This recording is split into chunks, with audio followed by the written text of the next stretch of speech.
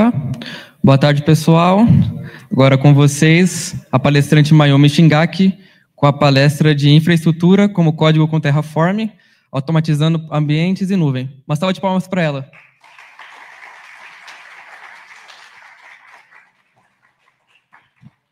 Boa tarde, pessoal. Tudo bem com vocês? Deixa eu aparecer aqui. Bom, eu vou começar me apresentando. Eu sou a Mayumi, mais conhecida como Mayu por algumas pessoas, né? E eu sou engenheira de software sênior lá no Itaú. Eu sou atualmente também tech lead, então lá a gente atua também com o papel de tanto no papel de tech lead quanto especialista nos papéis de tech lead. E eu estou atualmente, então, com essa missão de ser tech lead lá no maior banco da América Latina, né? Então, eu comecei minha jornada na área de tecnologia, né, sem muita orientação, né, porque já vai fazer 8 anos que eu estou na área, não parece, mas já faz muito tempo.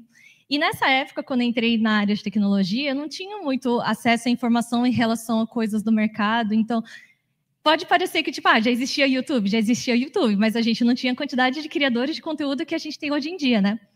E essa eu acho que é a principal diferença da geração de vocês, né, o acesso facilitado à informação. Então, eu comecei lá atrás, faz 8 anos, na área de tecnologia. E, desde lá, muitas coisas a gente foi aprimorando dentro de processos, inclusive na parte de infraestrutura. Então, eu atualmente faço também criação de conteúdo, né? E também atuo no gerenciamento e também na modernização de sistemas dentro do banco. Atualmente, eu estou tocando mais à frente de linhas governamentais, então, se vocês verem alguma coisa de empréstimo de pessoas jurídicas, pode ter certeza que tem um pouco da colaboração do meu time por lá. E é isso, assim. Para começar, eu queria compartilhar com vocês a estrutura da agenda, né? Quem aqui já ouviu falar de Terraform? Levanta a mão. Ah, que bom, né? Para quem está em casa, foram 3 pessoas que levantaram a mão, tá?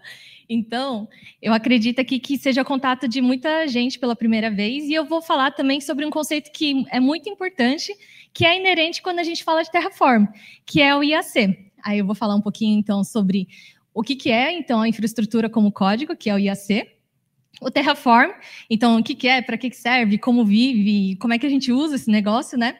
Vou falar um pouquinho sobre o ciclo de vida do Terraform, eu acho que isso também é algo que é super primordial quando a gente vai mexer com o Terraform especificamente, conceitos importantes, e depois a gente vai para uma demo e a gente vai rezar para que o live code dê certo, tá? Bom, então, para começar, eu gosto muito de compartilhar essa frase com vocês. Se você quer realizar operações de forma confiável, você precisa torná-las reproduzíveis e pragmáticas. O que isso significa, né? Então, imagina que vocês têm, na empresa que vocês estejam trabalhando ou dentro do projeto que vocês estão, como é que a gente pensa em melhorar a confiabilidade de um sistema? Então, significa que toda vez que a gente for mexer no sistema, independente do ponto que for, a gente precisa ter ali um runbook de quais são as boas práticas, como é que a gente pode futuramente auditar certas informações, como é que a gente garante que a pessoa que está alterando, ela depois a gente consegue voltar para uma versão anterior e falar assim, não, essa subida aqui deu muito ruim, mas eu quero poder voltar e virar e normalizar o ambiente de produção, sabe? Então, todas essas coisas são importantes quando a gente está falando de governança de código, inclusive de infraestrutura, né? O que acontece geralmente em infraestrutura, e se vocês já acessaram alguns consoles de alguns provedores de cloud, vocês vão ver que vocês conseguem fazer alterações dentro do ambiente, só que a gente não consegue ter uma rastreabilidade tão fácil do que foi alterado, como é que foi alterado, quais são as dependências que podem ter sido afetadas por aquela alteração, o que tinha a ver ali dentro do contexto da alteração da pessoa. Então, tudo isso fica meio vago, sabe? E assim como a gente hoje olha para o versionamento de código e a gente sabe da importância que isso tem, então a gente também passa a entender o quanto é importante a gente também começar a olhar a governança de infraestrutura. E é com isso que nasce o IAC. Peraí, que eu tô lendo. E com isso, então, nasce o IAC. Voltando um pouquinho, eu quero compartilhar aqui o que é inerente, então, atualmente, né? Atualmente, quando a gente passa por processos que não são dentro de infraestrutura de código, infraestrutura como código, né, que é o IAC, a gente, então, passa por alguns desafios que são importantes aqui levantar, né? Então, a gente tem algumas configurações inconsistentes, como eu comentei da questão da dependência, a gente não consegue ver claramente o que está acontecendo, né? Se alguém tirou alguma estrutura específica, se algum serviço foi alterado dentro do ambiente de produção, e tudo isso é muito perigoso para a estabilidade do sistema, né? Então, a gente tem realmente dificuldade de rastrear essas alterações. E a gente também tem muitos processos manuais. E como a gente sabe, processos manuais, eles são a porta de entrada de um grande desastre nas nossas vidas, né? A gente costuma falar aqui, por exemplo, para a parte de cibersegurança. A gente sabe da importância de diversas camadas de proteção que a gente tem que ter dentro dos nossos sistemas.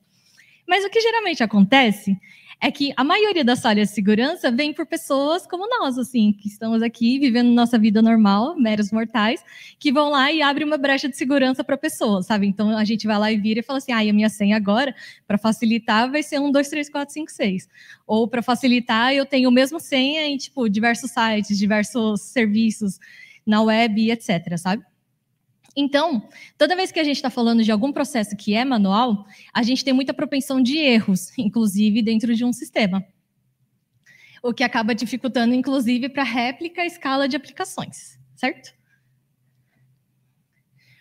Então, a gente passa, dado essas dores, alguém virou e pensou assim, olha, a gente precisa muito começar a repensar no modo como a gente faz tudo isso, sabe? Como é que a gente consegue transpor esses desafios e fazer com que qualquer pessoa que entre no meu time, que entre aqui no meu repositório, que entre aqui na minha empresa, consiga pegar um runbook o runbook seria, tipo, boas práticas de alguma implementação, né? Então, ele vai lá e consiga pegar o runbook de qualquer coisa que esteja aqui e eu consiga fazer isso não só dentro do meu microserviço específico que meu time atua, por exemplo, mas também em outras partes do banco, ou em outras partes da empresa. Por quê?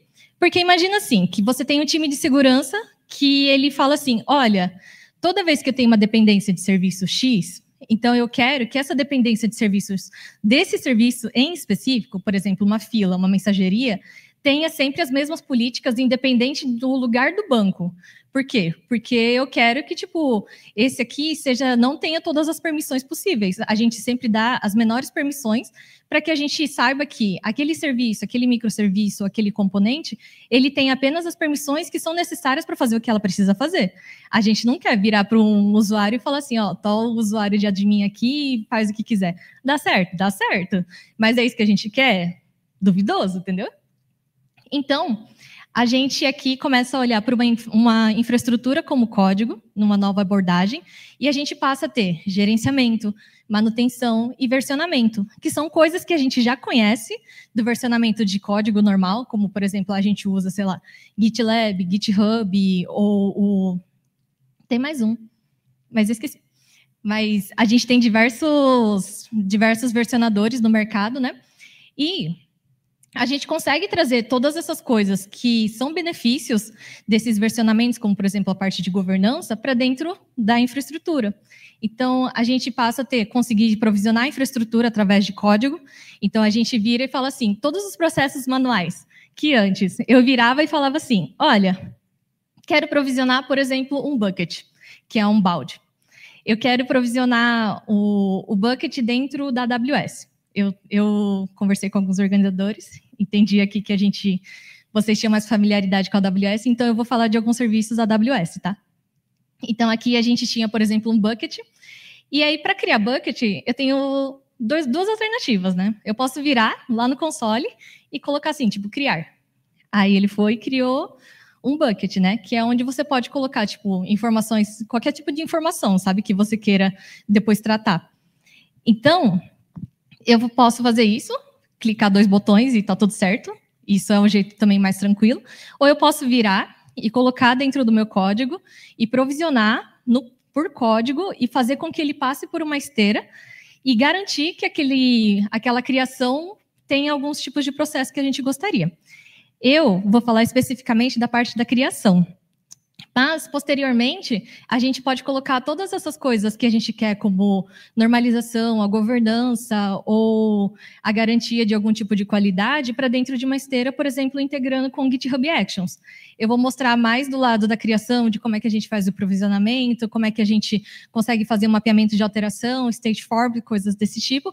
Mas se vocês depois quiserem também avançar nesse assunto e entrar para outras áreas de DevOps, aí vocês podem procurar um pouco mais sobre CloudFormation, GitHub Actions e etc.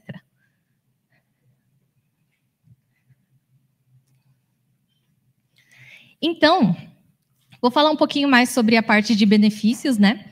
A gente falou um pouco sobre o gerenciamento, sobre a manutenção, versionamento. E delay? Isso. Entre os benefícios, então, de fazer a adoção de IAC, a gente tem tanto a parte de automação, né? Porque eu comentei, como a gente hoje passa a fazer, então, tudo automaticamente através de código, então significa que não tem mais aquele processo de clicar 2 botões e funcionar. Funciona? Funciona, é mais rápido.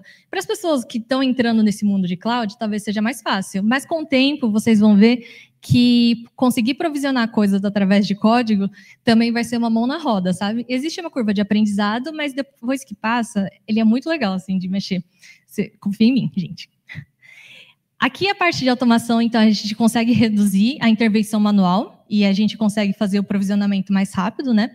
Então, eu consigo provisionar não só um serviço, mas a gente consegue mapear tudo que aquela aplicação tem, aquele sistema ou aquele microserviço precisa para fazer para rodar ele, né? E a gente consegue fazer, então, o provisionamento de política também, a gente consegue fazer o provisionamento do microserviço, a gente consegue ver se tem alguma coisa faltando dentro desses serviços que foi deletado, que foi alterado, e o Terraform vai mostrar e vai mapear para vocês, então é bem legal isso. A gente tem a parte de versionamento, então, como eu comentei, a parte de histórico de mudanças e o rollback mais facilitado. E isso é muito legal também quando a gente fala de gestão de mudanças, né? Eu não sei se todo mundo tem familiaridade com a questão do nome de Gmood, mas gestão de mudanças nas empresas, elas são primordiais para a gente garantir que todas as alterações que estão indo para o ambiente produtivo, que é o ambiente que o cliente ou a outra empresa ela acessa para fazer a utilização do seu serviço, se mantenha íntegra. Ela é reproduzível, então ela cria no ambiente consistentemente. Isso significa que, sabe aquele processo que eu falei assim, eu vou lá e clico no botão de criar e tá tudo certo? Isso, a gente imagina que vocês têm 3 ambientes rodando, né? Então vocês têm o ambiente de desenvolvimento, homologação, que você faz os testes, e produção, que é o que está valendo de verdade. Como é que você garante a integridade de todos esses ambientes? É justamente porque você tem um processo que ele é reproduzível. Lembra que eu falei sobre confiabilidade de sistema? Ele precisa ser reproduzível e ele precisa ser pragmático. Pragmático aqui nesse caso seria então prático e fácil. Então ele é reproduzível, a gente garante que a gente consegue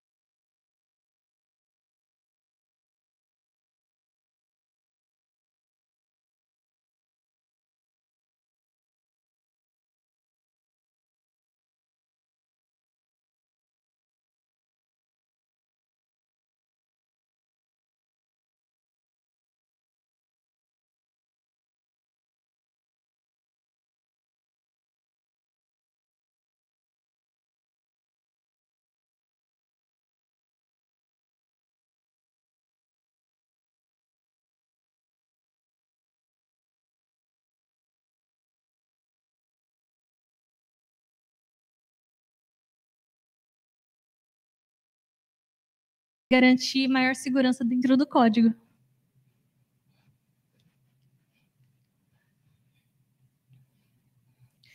E aí, então eu vou começar aqui falando o que é esse bendito Terraform que a gente está conversando aqui, né?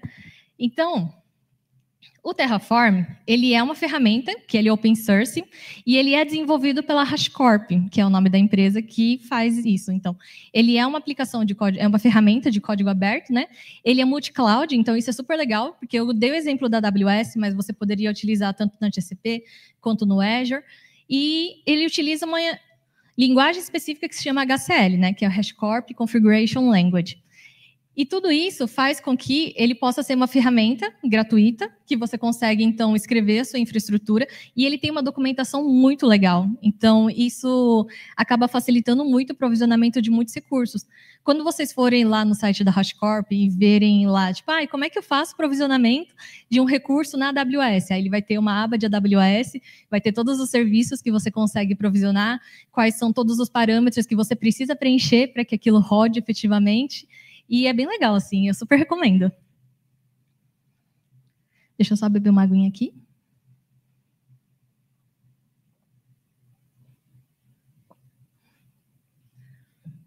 Então, trazendo um exemplo um pouco mais claro, né? E como é que eu faria, então, provisionamento de uma pipeline de dados, né? Então, se um profissional de dados fosse virar e falar assim, eu quero desutilizar o Terraform, o que eu consigo provisionar com ele? Então, eu trouxe aqui alguns exemplos de serviços que a gente poderia estar utilizando. Então, no banco de dados, por exemplo, a gente poderia provisionar um RDS, que é um banco de dados relacional, um SQL Database, que é da Azure, ou um Dynamo. Para a parte de storage, então, a gente conseguiria utilizar os buckets, que eu tinha comentado, né? A gente pode usar o Blob Storage, o Google Cloud Storage também, ou processamento de dados, a gente tem clusters, aí jobs, a gente pode usar o AWS Glue, o Data Factory, orquestração, a gente consegue usar o Airflow. Então, tudo isso está dentro do combo de coisas que você poderia fazer com o Terraform, né? E, inclusive, a parte de rede. Então, a gente consegue provisionar VPC, Subnet, Security Group e etc.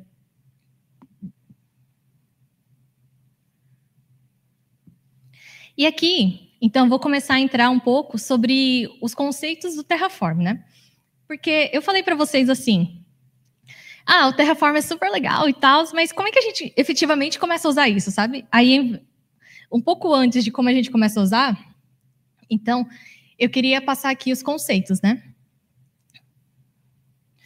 A gente tem aqui, então, os providers. Dentro do código, e aqui eu já coloquei um exemplo de código para vocês, né? Então, aqui dentro do provider, você vai explicitar para o Terraform qual que é o conjunto de módulos que ele vai precisar importar para que ele possa fazer a utilização, né? Aqui no meu caso, e é o que eu vou mostrar um pouquinho mais depois para vocês, eu vou trazer um repositório que está configurado para a AWS. Então, aqui tem a AWS e qualquer região que você vai utilizar da AWS. Os resources, eles são os próprios serviços que vocês querem utilizar. Eu quero utilizar o bucket. Então, eu viro e coloco assim, resource, AWS, S3 buckets. E tudo isso está dentro da documentação, tá, gente? Nada disso vocês precisam decorar.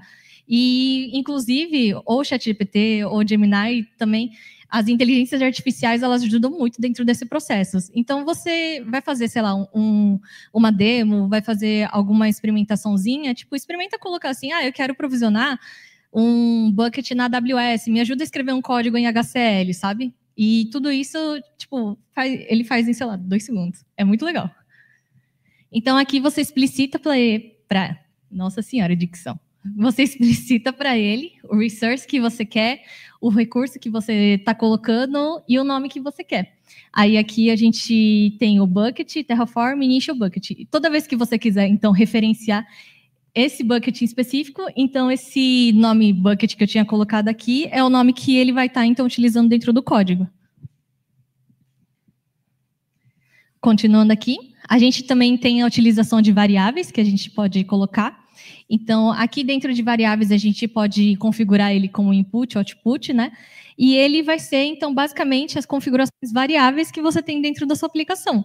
Assim como no código, que você pode colocar variáveis, sei lá, você quer colocar configurações específicas por ambiente, você quer colocar configurações específicas por conta, você quer colocar configurações específicas de nome de recurso por ambiente também, ou tipo, eu sei que dentro do meu microserviço, a URL que consome de um acoplado específico, ele é diferente para diferentes ambientes, então você pode também colocar isso dentro das suas variáveis. Aqui as possibilidades são infinitas, tá?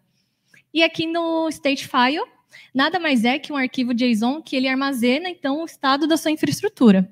Lembra que eu falei assim, ele consegue mapear tudo que você fez de uma alteração inicial até a seguinte, e depois, quando você alterar de novo, ele pega esse segundo estado e olha para ver qual que foi a alteração em relação à alteração à sua subida anterior.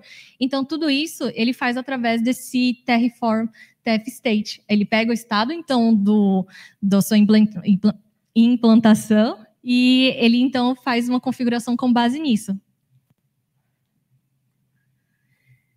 E aí, continuando, então, a gente vai ter o ciclo de vida do Terraform.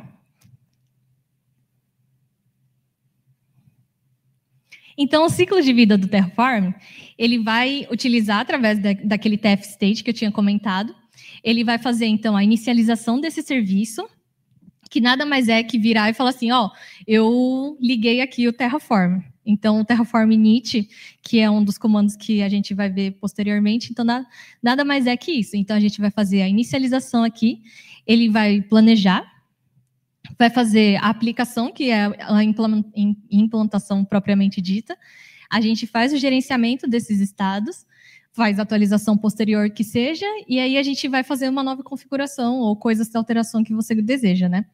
Então, aqui na fase de configuração,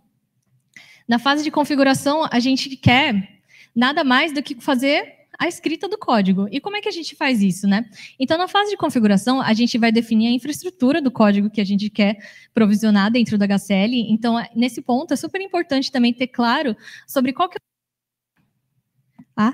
aqui, voltou. Qual que é o system design que você está seguindo para você conseguir fazer o provisionamento, né? Então, por exemplo, eu quero utilizar uma estrutura que seja uma fila que envia uma mensagem específica para um bucket. Aí eu quero que fique lá.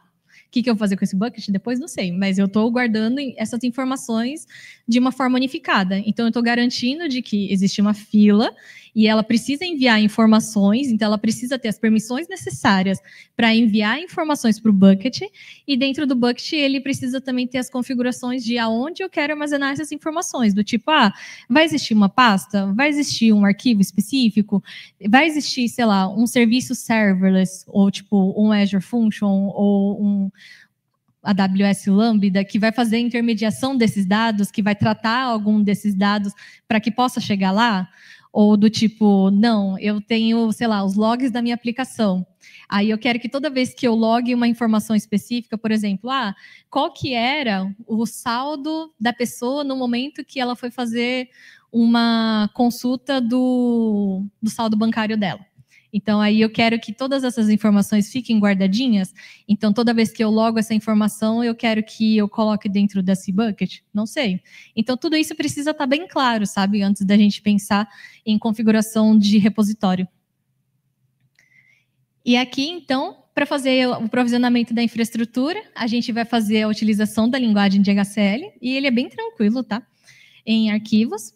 E neles, então, a gente vai especificar o provider, as variáveis, os valores, descrevendo o que a gente gostaria. Aqui, eu tinha comentado que existia o Terraform init, mas depois eu lembrei que tinha esse slide aqui. Então, aqui na inicialização propriamente dita, é quando a gente vira e fala para o Terraform assim, olha, estou te ligando, cara. Então, ele vai e vai fazer toda a configuração necessária dentro do seu ambiente para que todas as coisas possam rodar. Então, existe um comando específico e tudo isso você vai fazer por CLI, né? Que é a interface de comando de linha, que nada mais é que o shellzão, mesmo, no terminal. A gente vira e coloca todos os comandos que a gente gostaria, e aí, nesse caso aqui, eu coloquei esse comando. Depois eu vou disponibilizar esse material para os organizadores, e eles repassam de alguma forma para vocês. Mas a gente tem, então, esses comandos. Então, durante o processo de inicialização, né, o Terraform vai baixar os plugins que ele precisa, vai fazer a configuração, e ele também vai incluir a preparação do arquivo de estado. A gente vai baixar todos os módulos especificados que a gente está utilizando, né? Então, lembra que eu comentei, tem o provider da AWS, tem o provider do GCP, tem o provider, sei lá, do Azure. Aí, então, ele vai fazer tudo isso. E ele também, ele é crucial para fazer o rastreamento do estado atual dos recursos que a gente gostaria. Então, quando a gente vai e aperta Enter no Terraform init, né? Ele vai dar o feedback aqui para a gente, né? Peraí, gente, tem um delayzinho.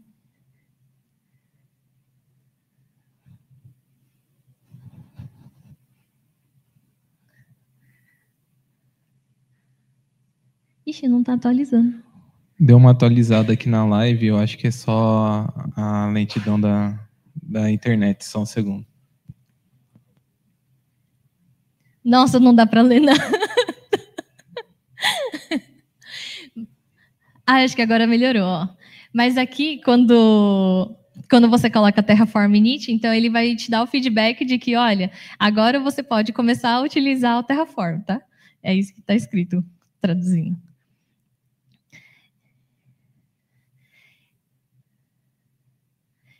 Aí, seguindo para o próximo item, então a gente tem a parte de planejamento, né? Na parte de planejamento, o Terraform, ele então cria um plano de execução para tudo aquilo que você fez, né? Então, ele fala para você assim, olha, esse aqui é o conjunto de alterações que você está pedindo.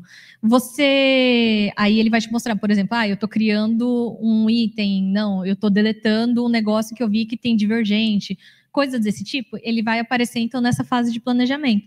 Então, ele realmente faz a comparação da configuração que você quer dentro do seu estado atual para as coisas que você quer, tipo, criar, modificar, destruir, e apresenta um plano de execução para ele. Aí o comando que você vai utilizar, então, é o Terraform Plan. Eu vou ir um pouquinho mais rápido, porque meu tempo está acabando.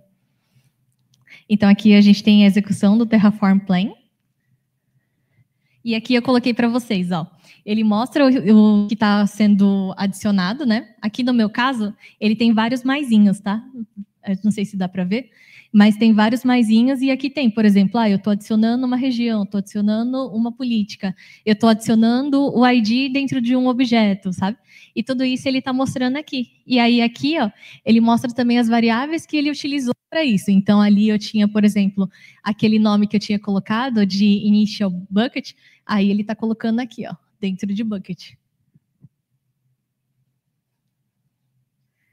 A gente vai ter a parte de aplicação, né? Então, dado que a gente passou por esse plano, ele vai confirmar contigo. Olha, dado tudo isso que eu levantei para você, então você quer fazer a aplicação de tudo isso? Você quer executar dentro do seu ambiente? Aí a gente vira para ele e fala sim ou não, né?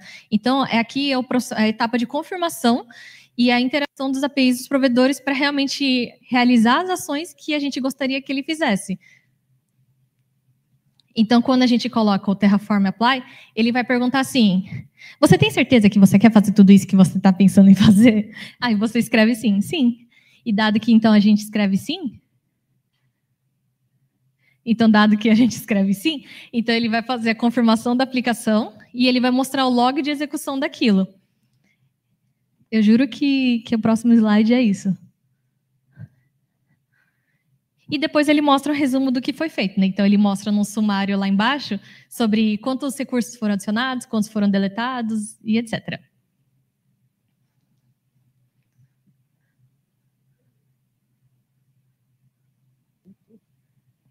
Será que a gente vai ter uma atualização aqui? Tá meio instável. O problema está sendo a conexão da internet da universidade.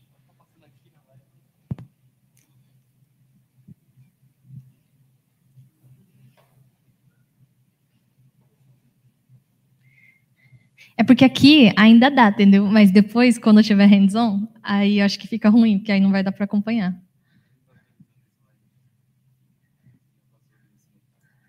Não tem como colocar em HDMI, mas aí o pessoal de casa que perde, né? Mentira que não tem HDMI. Gente, como é que vocês estudam? Aqui, digamos que o auditório é meio triste. Você já avançou o slide, né? Não, não tá. Eu já avancei 2 e aí ele realmente não atualizou. Tá bom. Então vamos bater um papo, gente. Quem aqui já trabalha? Bens a Deus, né, gente? Não recomendo.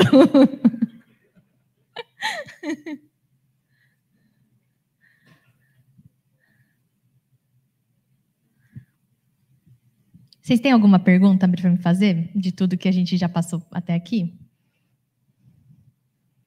Pessoal que trabalhava com Terraform ou que já tinha visto Terraform conhecia um pouco desses conceitos? Quem vai utilizar o Terraform depois dessa apresentação? Nossa, gente, nenhuma alma viva, pelo amor de Deus.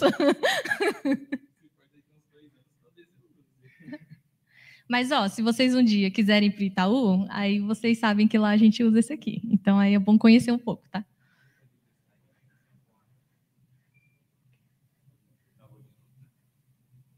Eu passei um, mas não passou.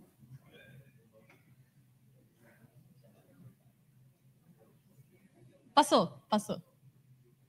Eu acho que voltou.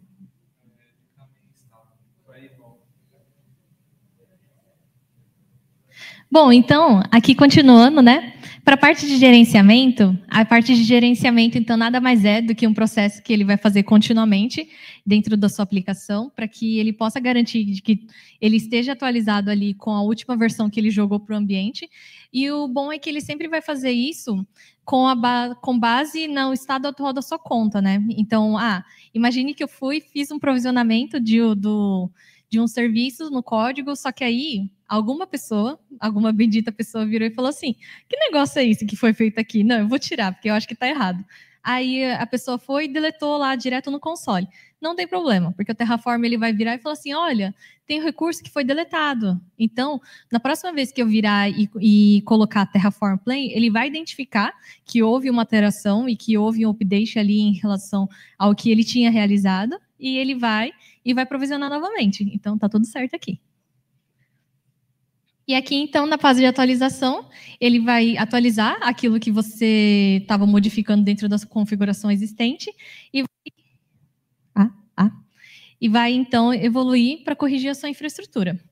Tem também o polêmico Destroy. Então, é um recurso que você pode utilizar também para destruir recursos. Então, em vez de você virar e ir no seu console, alguma coisa assim, colocar tipo, eu quero excluir esse aqui, você também pode destruir todos os recursos de uma vez só. Então, tipo, imagine que você tinha um microserviço que você utilizava para fazer alguma coisa específica, mas esse microserviço não vai mais existir, porque alguém virou e falou assim, esse negócio aqui já está ultrapassado, ninguém mais usa, então vamos desativar isso aqui. Aí, dado que você quer desativar, então, você também pode utilizar o Terraform Destroy para isso. Então, quando a gente faz a execução dele, aí ele vai mostrar aqui a confirmação da destruição, né? Ele vai mostrar, então, a confirmação da destruição. Peraí, que agora eu acho que eu que estou offline. Não, voltou.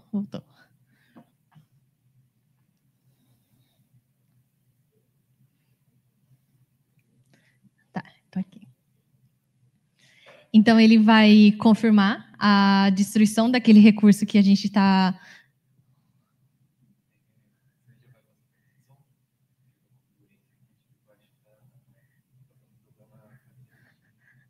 Tá. Gente, é bom ter alguém de TI aqui, né?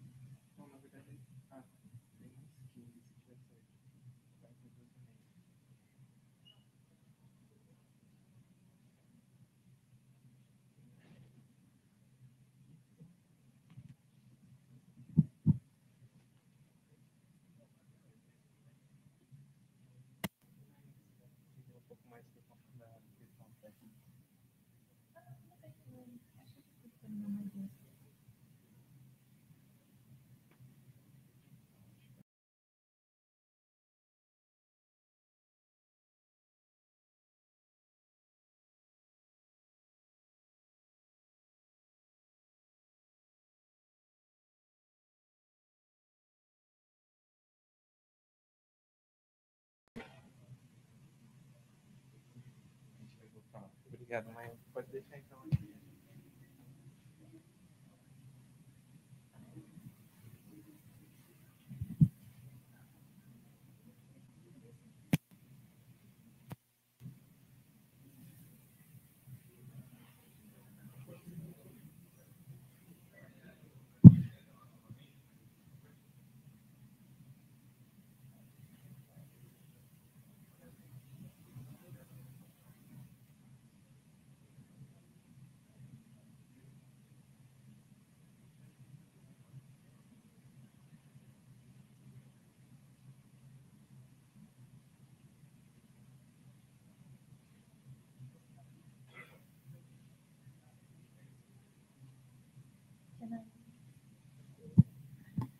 Foi? Foi.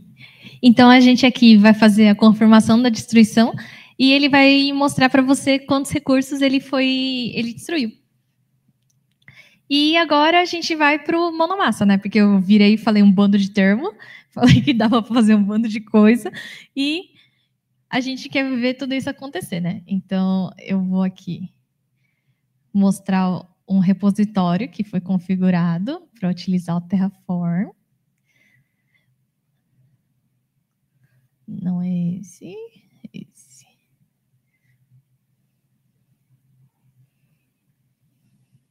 Estava mexendo aqui também, agora há pouco.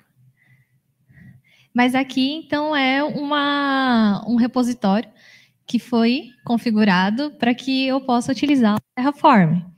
Nossa, eu acho que está meio pequenininho, né? Deixa eu ver aqui, para aumentar.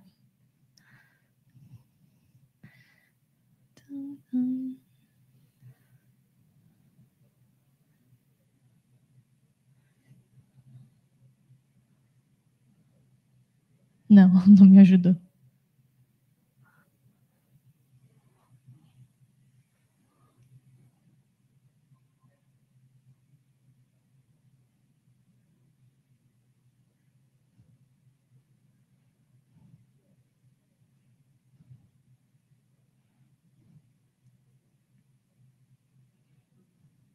Bom, a gente vai ficar assim mesmo.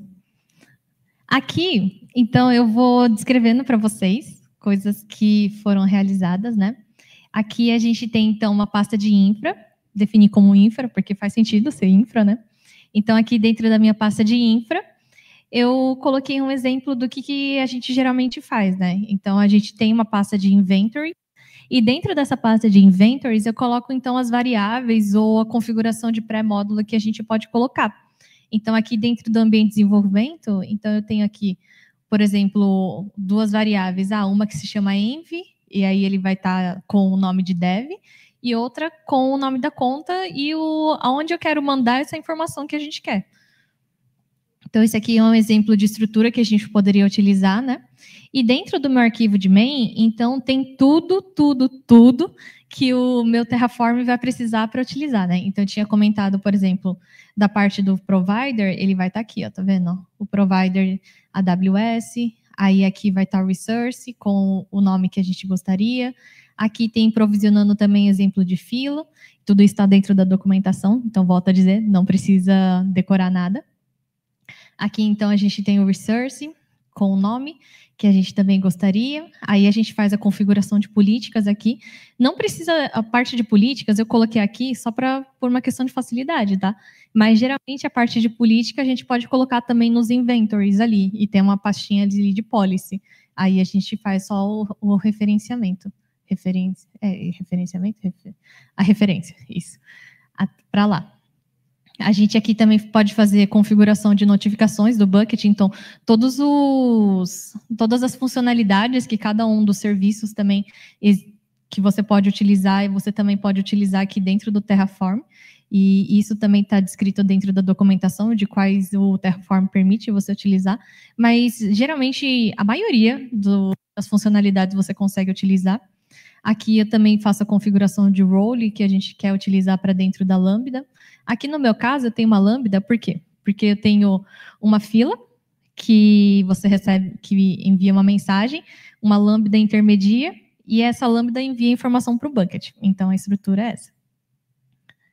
Então aqui a gente vai ter também a parte de políticas da Lambda. E as permissões da Lambda para ler a fila, né? Então, eu tinha comentado que a gente precisa ali explicitar sobre o que a gente quer permitir que os serviços façam. Então, isso também entra essa parte. Aqui, como eu coloquei também o código que a Lambda vai ter, porque eu não sei se vocês já mexeram com funções serverless, né?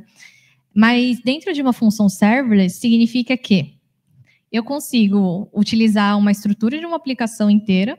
Então, imagina assim, eu quero utilizar um repositório que, sei lá, faça algum tratamento bem pontual, assim, do meu dado antes de fazer outra coisa. Eu posso utilizar, então, uma função serverless. Por quê? Porque ele é um serviço que as nuvens, os provedores de cloud, eles fornecem para que você não precisa configurar toda uma cadeia de serviços de infraestrutura, por exemplo, máquina, servidor e etc., e justamente por isso chama serverless, né? Para você poder, então, fazer o que você tem que fazer pontualmente e seguir com a sua vida. E como no meu caso era só tipo, eu recebo uma informação e bato e coloco em outra, então aí eu coloquei uma lambda intermediando isso. Então aqui ele também vai fazer a zipagem, né, do meu código aqui da lambda. Depois eu mostro esse código da lambda. Aqui é da lambda. E ele, então, faz as permissões e envia para o S3. Basicamente é isso. Aí aqui também ele vai ter os arquivos iniciais, né? Da pasta e o lugar onde eu quero mandar. Aqui, só mostrando um exemplo de código serverless, ele está em Python, porque estou mais familiarizada com Python, mas podia ser qualquer outra coisa.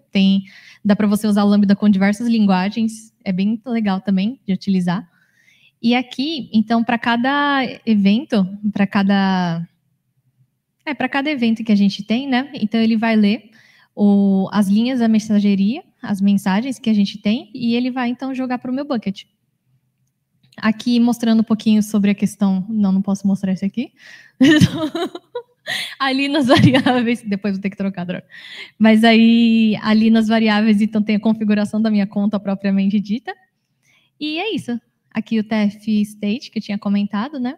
Então, aqui tem os estados que ele tinha também quando ele fez a subida. Aqui também, mas é um arquivo que ele vai gerar sozinho, tá? Então, vocês olhem de curioso mesmo. E é isso. E dado tudo isso, então, peraí, deixa eu interromper o compartilhamento. A gente vai lá para o console.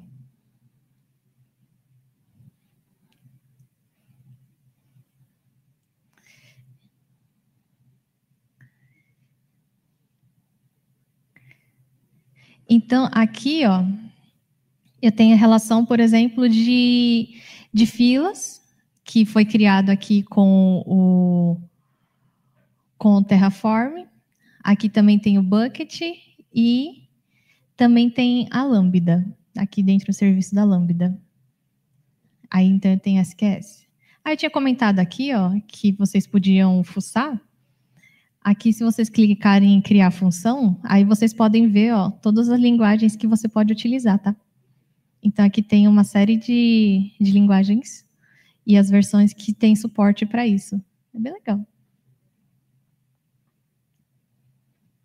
Então, aqui, imagina assim, eu quero, sei lá, apagar isso aqui, ó. Porque se eu só rodar, ele não vai encontrar nenhuma alteração. Então, eu vou, deleto.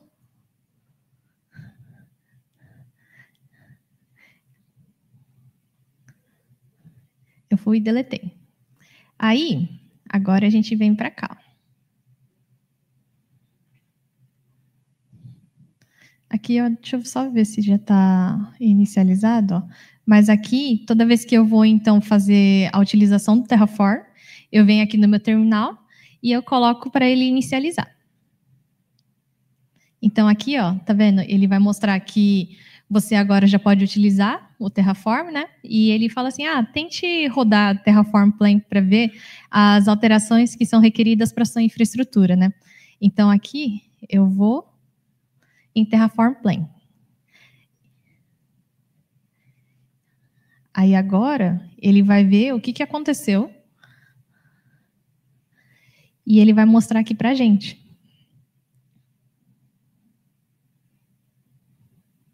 O que eu tinha deletado mesmo? Esqueci.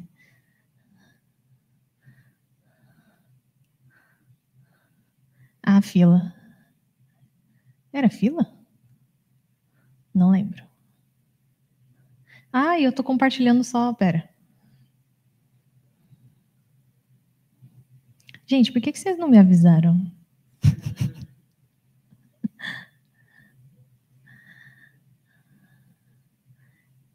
Gente, eu vou compartilhar minha tela cheia. Porque assim vai facilitar, tá?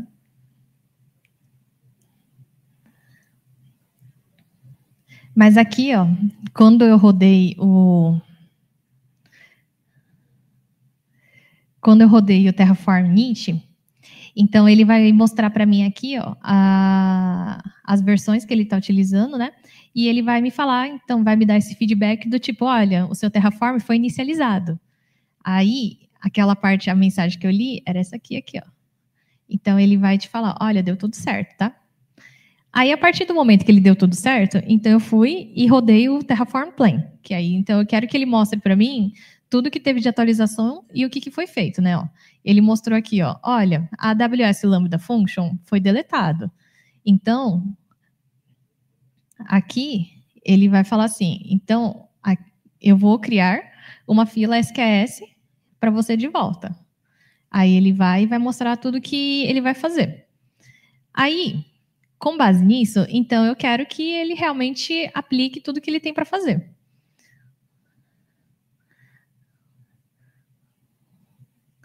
Aqui, ó, por exemplo, a minha lambda, ela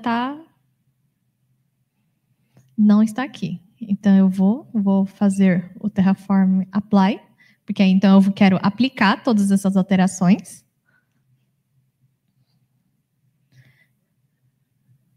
Está carregando aqui.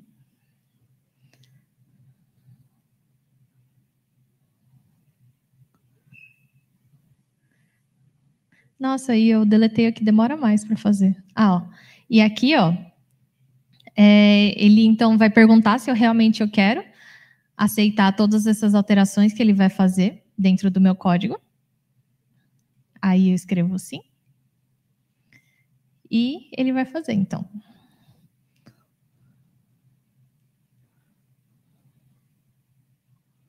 Ele vai criar a minha Lambda Function e, ó, ele foi e conseguiu, ó. Ele adicionou um recurso. Vamos olhar aqui. Da F5. E ele adicionou aqui, ó. Aí tá provisionadinho, tá vendo? E aí você consegue fazer isso tanto para a parte da Lambda, quanto para a parte do serviço de mensageria, quanto para diversos outros lugares. Se eu tivesse deletado qualquer um dos outros 3 recursos também que eu comentei que a gente estava utilizando, ele ia reprovisionar tudo com todas as políticas que era esperado que ele tivesse. Imagina assim, que eu tenho lá essa mesma Lambda, que tem uma série de políticas e recursos e dependências, e eu esqueça de dar alguma permissão para ela específica, e depois eu subo isso para qualquer um dos ambientes. A chance de quebrar e dar ruim no sistema é grande. E por isso que o Terraform, então, vai auxiliar vocês nessa busca do IAC, né, da infraestrutura como código, e facilitar o trabalho de vocês. A minha apresentação, então, chega ao fim. É isso, gente. Muito obrigada.